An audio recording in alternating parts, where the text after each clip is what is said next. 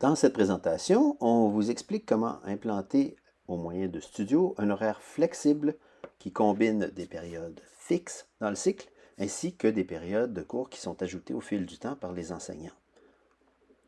Il y a plusieurs étapes dans cette présentation. D'abord, on va montrer que certains cours sont fixes à l'horaire sur un cycle de 9 jours.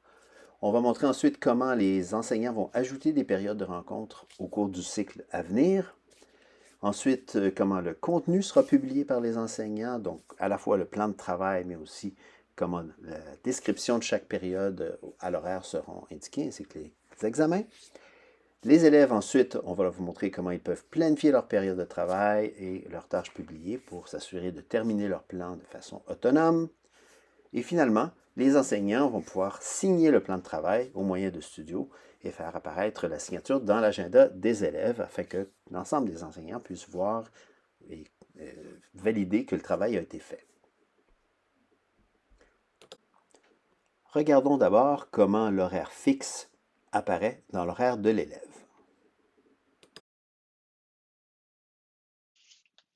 Voici le compte d'un élève en début d'année. Alors, avant que les enseignants ne jouent leur rôle de planification des différents cours, on se retrouve dans un environnement sur 9 jours où on peut aller voir que certains des cours ont été placés dans la grille horaire. Alors, au jour 3, au jour 5, au jour 7, au jour 9, dans le cas de notre exemple ici pour un élève de secondaire 3.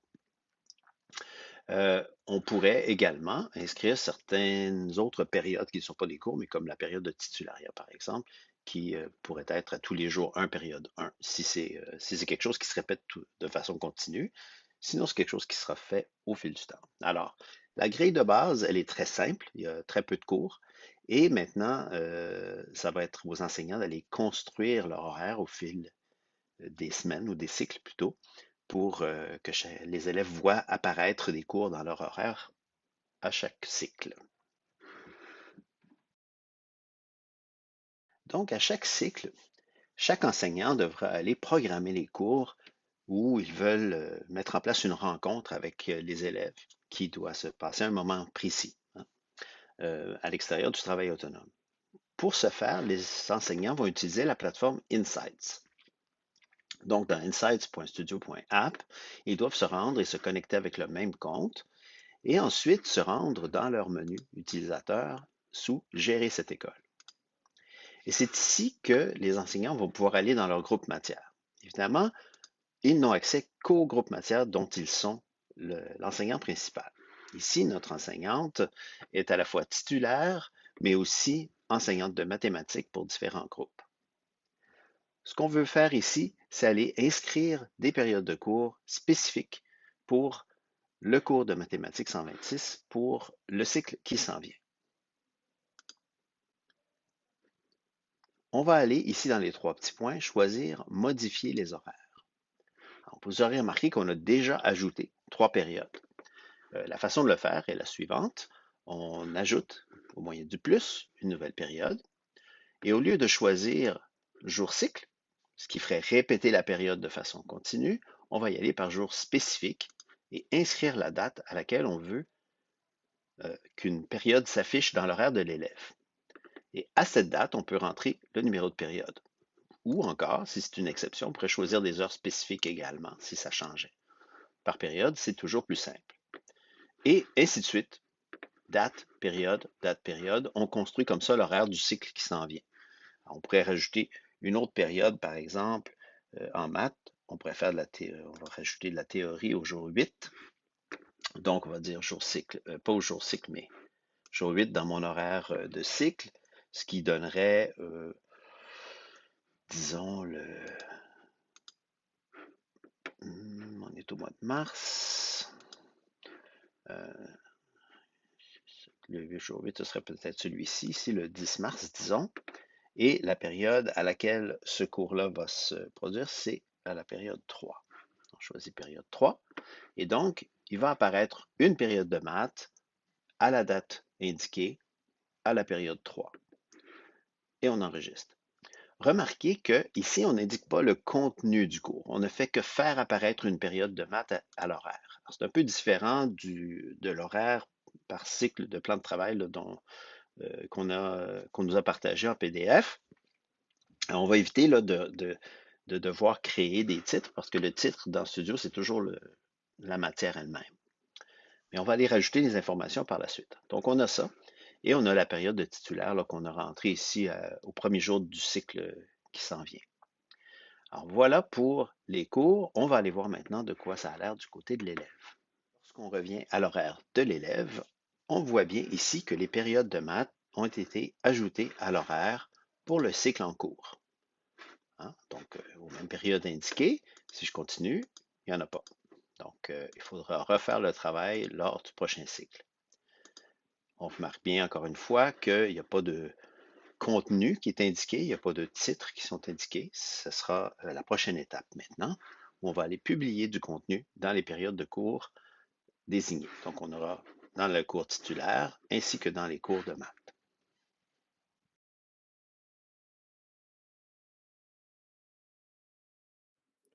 Quand viendra le temps de publier les tâches aux élèves pour le contenu de cours ou pour le plan de travail, les enseignants devront passer par l'agenda Studio.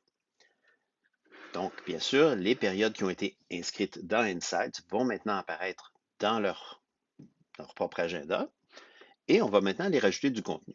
Alors, on va débuter avec le plan de travail qu'on va aller publier ici dans la période de titulariat qui est programmée le premier jour, première période du premier jour du cycle.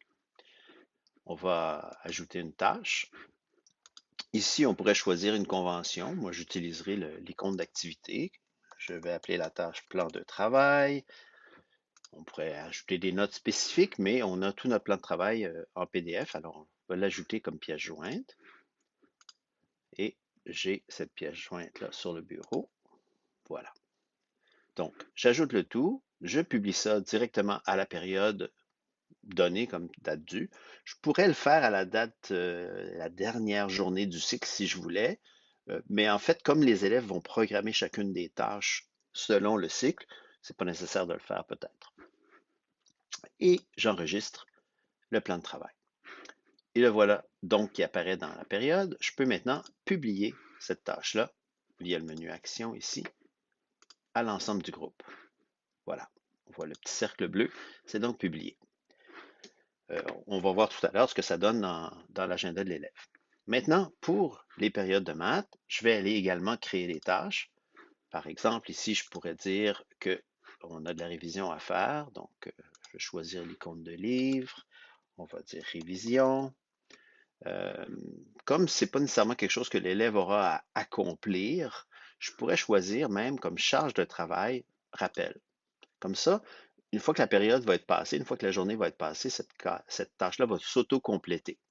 Hein, il n'y a pas de planification à faire, c'est quelque chose qu'on fait en classe. En fait, vous pourrez décider, est-ce que c'est quelque chose qui a vraiment besoin d'être fait, d'être annoncé à l'avance, ou est-ce que c'est tout simplement le fait qu'il y a une période de maths, l'élève se présente et donc doit venir faire le travail qui sera à faire. Alors, c'est à vous de voir. Mais ici, ça peut être une façon de le faire. Et donc, c'est annoncé, dans ce cas-ci, c'est annoncé aujourd'hui, c'est dû à la journée. C'est pas ce qu'on veut. On veut ici que la date d'annonce, ce soit le jour même, parce que il n'y a pas lieu d'annoncer ça à l'avance quand c'est du travail qui se fait en classe, nécessairement. Et donc, la tâche va être seulement à la journée en question. Et voilà, la révision est là. Avant de publier aux élèves, je vais aller faire une copie de cette tâche-là parce que j'ai la même chose qui se répète, copier, qui se répète ici. Un autre jour, donc je vais coller la même tâche. Voilà, plus facile comme ça. J'ai 2 fois la révision. Je peux maintenant publier cette tâche et ses copies au groupe en question. Et là, tout est publié d'un coup. Donc, ça aussi, ça va apparaître dans l'horaire de l'élève. On continue. Ici, au jour 6, dans l'exemple que j'ai, c'est l'examen de maths. Alors, ce que je vais faire ici, c'est que je vais cliquer pour ajouter l'examen. On va aller choisir l'icône d'examen. Pas besoin de changer le titre, à moins qu'on veuille indiquer spécifiquement de quoi il s'agit. Ça, par contre, on va s'arranger pour l'annoncer à l'avance, parce que l'élève a besoin de se préparer, va donc devoir planifier son étude. On va l'annoncer au premier jour du cycle.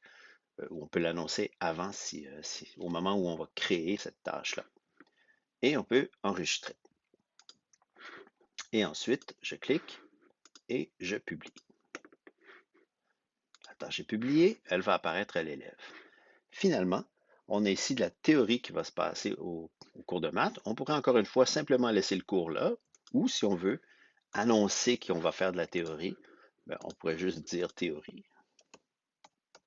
Et je vais utiliser le même truc que tout à l'heure, rappel, cours de maths, et l'annonce va être la même que la date due, comme ça il n'y a pas de planification pour ça, et je publie.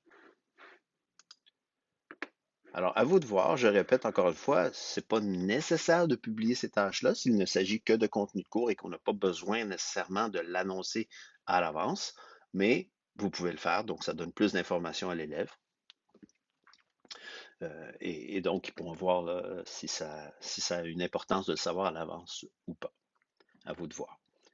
Alors voilà, j'ai publié. Allons voir ce que ça donne du côté de l'élève maintenant. Dans l'agenda de l'élève, on voit maintenant que les différentes tâches ont bel et bien été publiées dans l'agenda de l'élève. On va voir notre examen ici, le jour 6. Alors, tout va bien. C'est le temps maintenant pour l'élève de planifier son travail. Donc, lorsque la période 1 du jour 1 arrive et qu'on travaille avec l'ensemble de nos élèves, on va leur montrer à créer des tâches et de subdiviser leur plan de travail. Pour ce faire, on va aller ouvrir le plan de travail en question, le fameux document qui a été ajouté. Et on voit maintenant le plan de travail pour le cycle. Alors, au cours du prochain cycle, voici ce qui est attendu. On voit dans différentes matières différentes choses à faire. Alors, par exemple, ici, remettre le travail sur Chrome, sur Teams, mercredi. Donc, je vais avoir à travailler cette tâche-là, mais je dois voir quand est l'échéance pour cette tâche-là. Alors, on va y aller avec le travail sur Chrome. Je pourrais sélectionner le texte pour le copier. Et je vais aller me créer une tâche moi-même pour gérer ça. Alors, si je regarde, par exemple, je vais aller fermer l'icône qui est là. Je sais que c'est un travail pour homme disons, pour mercredi. Alors, je vais aller me placer une période d'échéance où ça pourrait être pour toute la journée ici si je voulais. Donc, je peux cliquer en haut. Je vais choisir une icône, ici ça convient. Travail sur Chrome. Je peux avoir des notes que je m'ajoute si j'ai besoin de garder un peu de détails. C'est une charge normale et ça appartient à un cours. Donc, je vais aller choisir le cours en question. Ça va me permettre de mieux classer mes informations si j'y assigne un cours. La date d'échéance est déjà établie. Pour l'instant, ça devrait suffire. Alors, je vais aller sauvegarder ça et voilà, ma tâche est créée pour mercredi. On va en faire une autre. Je vais aller à mon plan de travail. On va choisir en mathématiques, j'ai des exercices du chapitre 4 pour mercredi, le prochain mercredi à 15h30. Donc, parfait. Alors, je vais me faire mathématiques, chapitre 4 pour le mercredi suivant. Donc, ce mercredi-là, j'ai une période de maths justement. Alors, je vais aller cliquer ici. Je vais aller cliquer sur le plus ici. Je vais aller dire chapitre 4. Oups, chapitre 4. Je ne sais pas écrire, ça va pas bien. Alors évidemment, on peut tout corriger ça. Chapitre 4, et puis voilà. Et là, ce que je vais faire, c'est que je vais garder la date d'annonce aujourd'hui, le premier jour du premier cycle, parce que ça va me permettre d'avoir une ligne du temps et planifier mon travail. Et donc, je sauvegarde le travail. Et l'icône apparaît maintenant ici. Et ainsi de suite. Hein. Je ne rentrerai pas toutes les tâches, mais on va aller rentrer les tâches en sciences, en français, en anglais. Et tout ça, c'est ce qu'on va faire lors de la période. Rentrer chaque tâche pour chacun des projets. Et ensuite, on va pouvoir planifier notre temps. Alors, voyons voir comment on va planifier ça. On va le faire pour notre examen de mathématiques, pour notre travail de mathématiques. Je retourne ici et c'est là que je vais utiliser la vue des tâches. Alors, on va voir tout de suite que dans la vue des tâches, chaque travail apparaît sur une ligne du temps qui va s'étendre du premier jour du cycle jusqu'à un moment dans le cycle, jusqu'au 9e jour. Je vais voir les tâches aussi qui sont ponctuelles, donc les choses qui vont se passer pendant les cours. Alors, c'est là que vous pourrez juger est-ce que ça vaut la peine de faire apparaître ça à l'élève ou est-ce qu'on va tout simplement procéder dans les cours en question. J'ai mon travail sur Rome à faire ici. Bon, ça ne nécessite pas tellement de planification, mais peut-être que mon chapitre 4, j'ai un peu de travail à faire ici pour savoir quand est-ce que je vais le faire, quel jour je vais le travailler ou à quel moment donné je vais me donner d'autres échéances. Alors, allons-y avec cette tâche-là. Je vais aller la modifier et je vais me rajouter des étapes. Par exemple, dans le chapitre 4, je sais qu'il y a une dizaine de pages à faire. Alors, je vais dire, par exemple, les pages 12 à 15, je veux les terminer pour mercredi cette semaine. Ensuite, je pourrais rajouter page, page 16 à 19 pour le 5.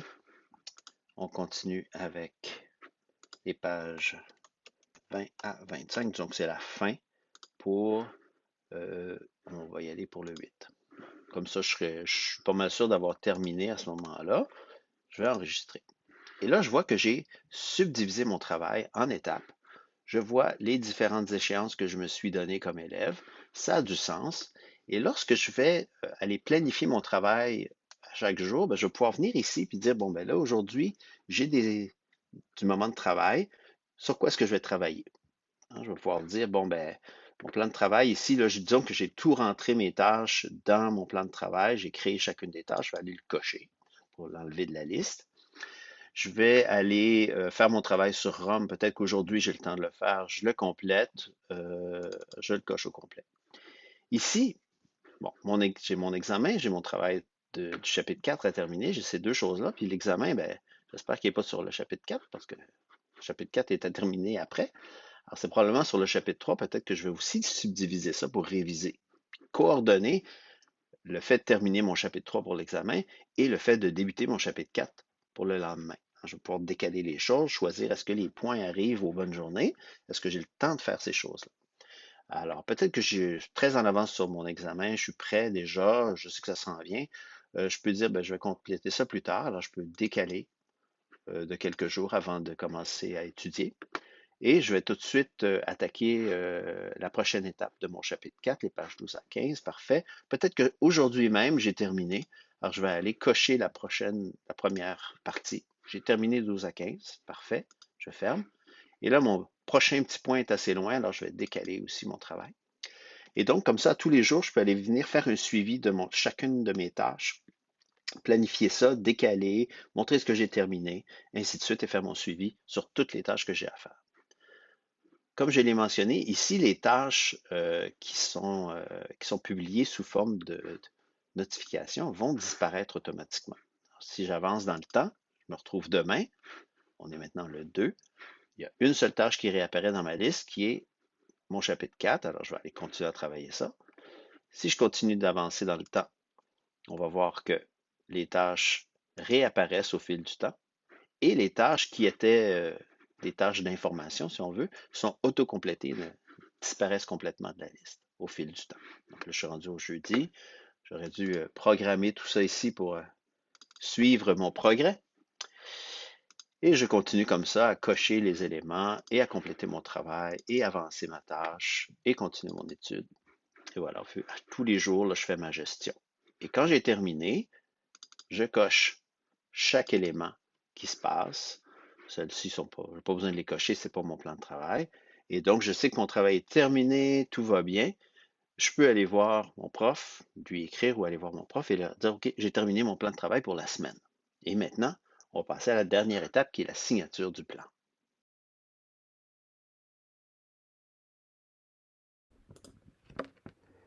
Alors, au moment de faire le suivi du travail de chaque élève de la classe, l'enseignant peut se connecter à la plateforme Insights, soit via l'application Studio directement sous l'onglet Insights ou en se rendant à la plateforme complète directement. Et parmi les différentes sections qu'on va retrouver, il y a la section tâches, qui est la première en haut, dans laquelle on va voir chacun de nos groupes matières. On se rappelle ici là, les 4 groupes de mathématiques et le groupe titulaire.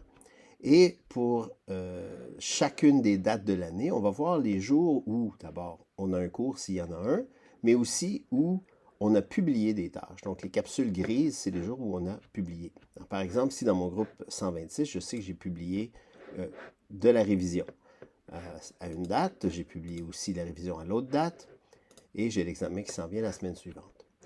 Dans mon groupe titulaire, j'ai publié le plan de travail.